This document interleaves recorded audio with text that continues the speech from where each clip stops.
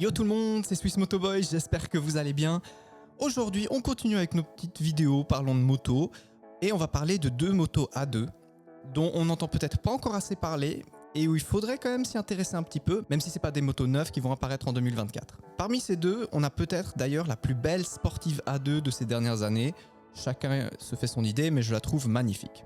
Je vais vous parler de la CF Moto SR450 et de la CF Moto 450 NK.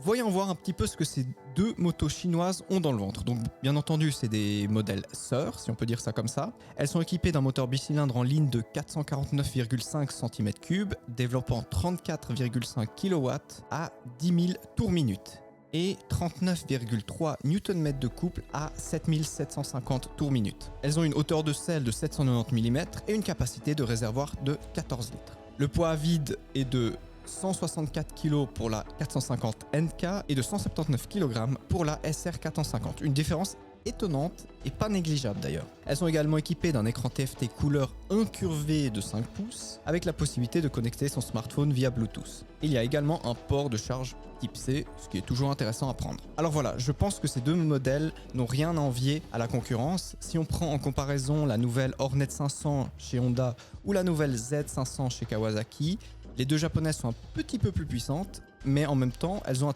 petit peu plus de cylindrée. Par contre, quand on regarde le prix, là, il n'y a pas photo. La nouvelle Hornet, dont le prix a déjà été annoncé, sera disponible à partir de 7 690 francs. Là où la SR450 est disponible à partir de 6 490 et la 450 NK encore moins avec 5 690 francs.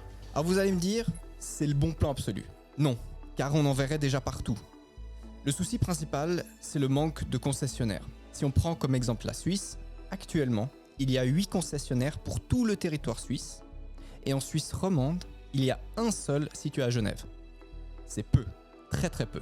Il y a bien entendu aussi la question de la fiabilité, car oui, le Made in China a pendant longtemps été tout l'inverse de la qualité. En tout cas, c'est une idée bien ancrée dans nos têtes. Mais on voit que ces marques chinoises qui arrivent en force en Europe veulent faire les choses bien, et je pense qu'elles sont pas très loin de leurs concurrentes. Affaire à suivre. Mais j'aimerais bien avoir vos retours. Avez-vous déjà eu des bonnes ou mauvaises expériences avec ces motos chinoises? N'hésitez pas à laisser un petit commentaire. En tout cas, j'espère que cette petite vidéo vous aura plu. N'hésitez pas à liker, à partager, à commenter, ça m'aide énormément. Et puis sur ce, je vous dis ciao.